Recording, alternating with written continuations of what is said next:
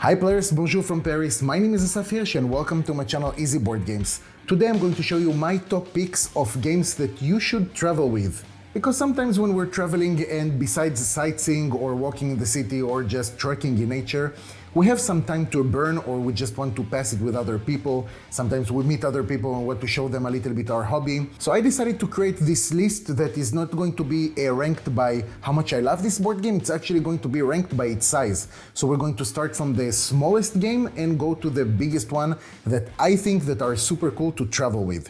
The first game that I'm going to present to you is Ultra Tiny Epic Galaxies. Now, I think that maybe most of you already heard about this series of tiny epic whatever, dungeons, zombies, galaxies. So this is the ultra tiny. So as you can see, it's really in the size of a deck of cards. And also for this game and the other ones, I'm just going to show it to you next to a card that is in the size of a normal credit card. So you can really see what is the size that this game is taking on the table, and you'll have a little bit of a reference. So let me show you how it looks on the table, explain to you really in a few seconds what this game is all about, and then I'll tell you what do I think about it. In Ultra Tiny Epic Galaxies, each player in his turn is going to take the amount of dice according to the empire level that he has. So for example, right now both of the players are in a level 1, and that means that they're going to take 4 dice. So they're going to roll them and they will start taking actions according to the cubes. If they have some energy that they would like to spend, they will be able to re-roll some dice, and by that maybe mitigate, so not everything is about luck, and they will start taking actions that I'm not going to go to in depth right now, but basically the first player who's reaching a certain amount of victory points will be the player who's winning the game.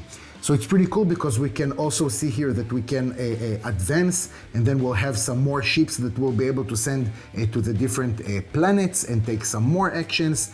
And to be honest with you guys, I find that for a game that is really in a size of a deck of cards, you have here, again, relatively a lot of depth into this game. So why do I like this game so much? First of all, the size and the weight.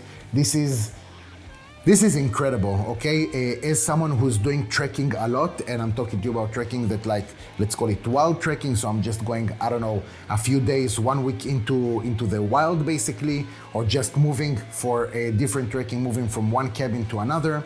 This is something that you can literally open almost everywhere, especially if you're indoors or inside your tent or whatever. As you can see, the table presence is so small, but yet you have so many things that you can do over here.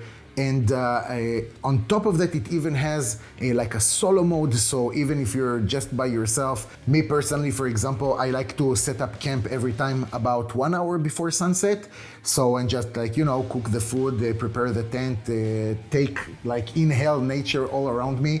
But sometimes you have a little bit of time to burn, or you're just a little bit bored maybe and you want to pass a little bit of time. I think that this game is perfect, especially if you're a trekker. If weight and size is something that is very important for you, literally this goes inside your pocket and you're good to go.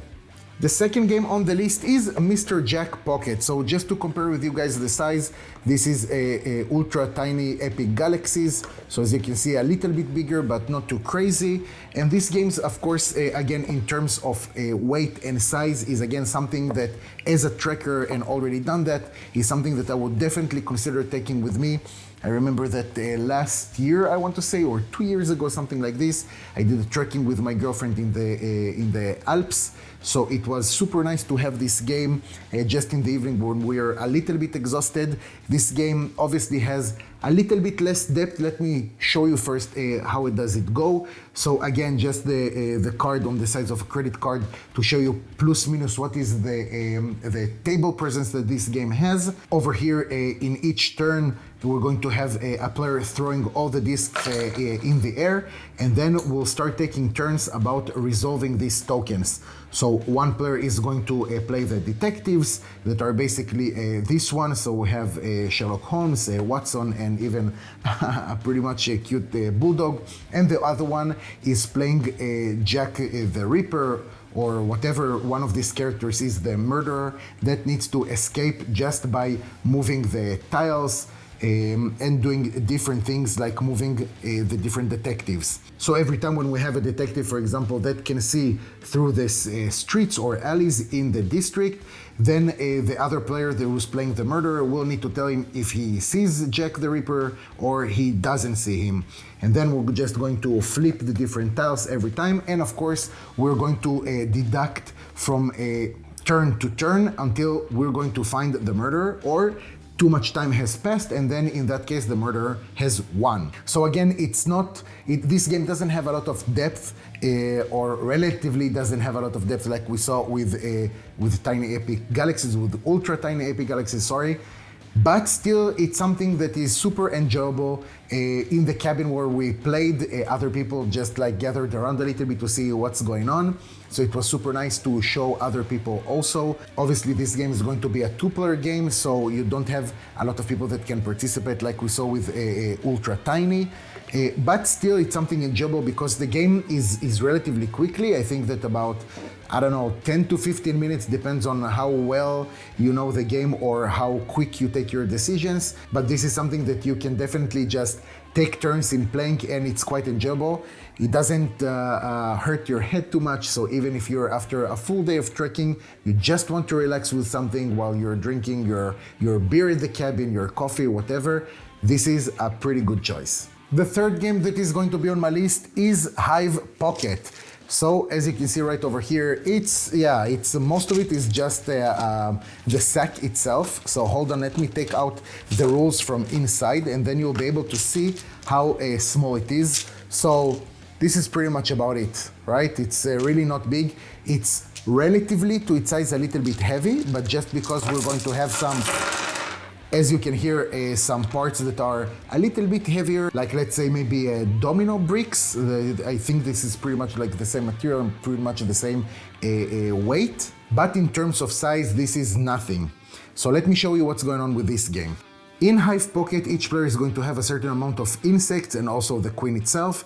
And in each turn, the player is going to add another insect to this bundle, to this hive, or just going to move the different insects according to the rules. I'm not going to go in depth right now and see how every insect moves, but this is pretty much the game, and the game will be finished when a certain player managed to completely capture the queen of the other player, and the other player cannot move with it at all. So again, this is a game that is super simple. The table presence is like almost nothing. You can play this game literally because of the material that is used from these domino bricks. Let me know how this material is called. But you can literally play it everywhere, inside, outside, if it's raining, not raining, on rocks, mud, you name it. I think this game is super awesome to take with you literally everywhere. The fourth game on the list is Tiny Epic Dinosaurs. So this is where we're starting to get maybe a little bit bigger. So I'm not so sure already I would have taken a game like this to trekking, for example, if I'm doing something like wild with a backpack and just going from one place to another. Not because of its weight, because the weight is not the issue, it's not so bad, but more about size. So as you can see, this is like, I would say about 30 to 40%, a little bit bigger than what we could have seen with Mr. Jack Pocket. But let's take a look in any case. This is maybe something that I would have taken if I'm doing for example, trekking that is not so difficult, or I know that I don't need to carry so much in my bag. And of course, if I'm going with a car or maybe something like that, then this is a game that I would definitely take with me. So here we can see also that the table presence, if we can call it like this, is a little bit bigger than what we saw so far. And this is a setup for 2 players. So what the players are going to do here is just take turns to do a different action. This is a worker placement game with some resource management, where we're going to play as dinosaurs, farmers. Yes, this is some sort of a parallel world where a human has found a way to coexist with dinosaurs. So each player is going to have their own farm. And then they will be able, in the different phases, to take some resources, to put the ranchers in different places and receive some actions. Not something that we haven't seen before. We're going to accomplish some public contracts or some private contracts. we'll be able to do some research and receive maybe some more upgraded dinosaurs, let's say it like this, or do a little bit of different things. We have the different phases. So this game is already a bit more complex, let's say, that maybe from what we've seen so far. I'm not so sure it's going to be super extra more complicated than Ultra Tiny Epic Galaxies, but definitely it's starting to get bigger. I think that this is something that I would already not play inside a tent, or if you're going from one hotel or from one place to another, then this is something that you can definitely just open up on a bed. You don't need a super big place for this, and just pass some time. Depends, of course, on the player count. If you meet some people on the way and you want to show them this game, then it's not going to be super complicated to explain to them how to play. So all in all, it's a pretty good choice. Personally, I haven't played all of the Tiny Epic whatever series, so I cannot really compare how it is, for example, for Tiny Epic Galaxies or Dungeons or something like this. Maybe good or not, but according to the description from what I saw and some gameplay, this is one of the games that spoke to me a little bit more. Obviously, Tiny Epic Galaxies also, but I decided to go with the Ultra Tiny just because everything that we've talked about before. Number 5 on my list, and this is a much bigger box already, is going to be Pagan Fate of Roanoke. So obviously you can see that this game is much bigger than everything that we've seen so far. And just for the comparison, this is Tiny Epic Dinosaur, so you can see that, yeah, it's substantially bigger. This is, we can say it's a full-on board game. But let me show you how it goes, and then I'll tell you why I think that this is a good pick for you guys. So Pagan Fate of Roanoke is a 2-player game only of some sort of deduction and worker placement.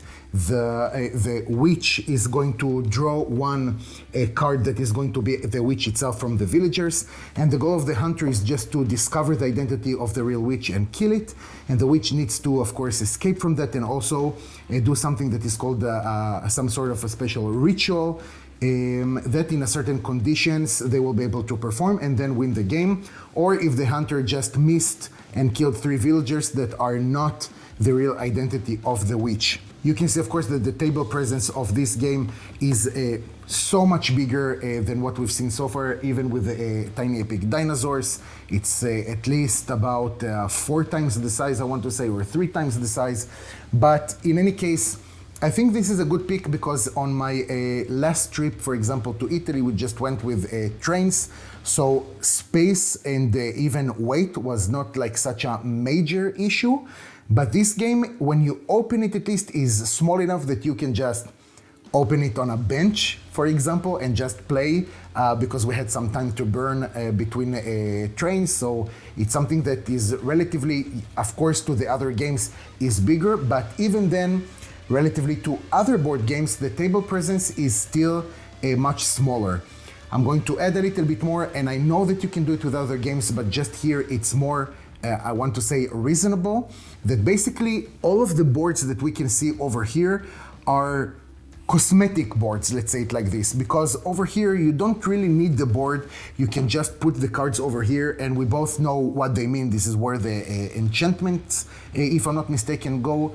And even the villagers, you don't really need the boards themselves. You can really just play with the cards. So at some point I'm feeling that if you know the game a little bit better, then this is something that you can play even without the boards. You can just take the deck of cards that you need, and then you can make even, you don't need to take the box itself, it's going to be much smaller, or you can just take the components that you really need. I know that you can say it on other games also, but I feel really that with this game, if I need to choose what do I need on the table, then maybe I would have taken the player boards themselves, but the other things I can really just stay with the cards. So already we're going to make this game much smaller. But if weight is not the major issue and also you have a little bit of space, then this game, of course, in terms of replayability and the fun that you have with this and the fact that it's just for 2 players, so if you and another friend or your significant other just want to pass some good time, it's about an hour of a game, then I think that Pagan is proven to be a super nice game to travel with. Guys, if you've been watching so far, thank you so much for this. I really appreciate it. If you saw something new or just saw something that you like, Please subscribe to the channel, it will help me a lot. And also at 500 subscribers, I'm going to have a super sweet free giveaway for you. Like and comment on the video, let me know what are your favorite board games for traveling. Do you feel that I missed something? Do you feel that I should add something to the next video about this? Maybe do you agree or disagree with something that I said? Take care and see you next time.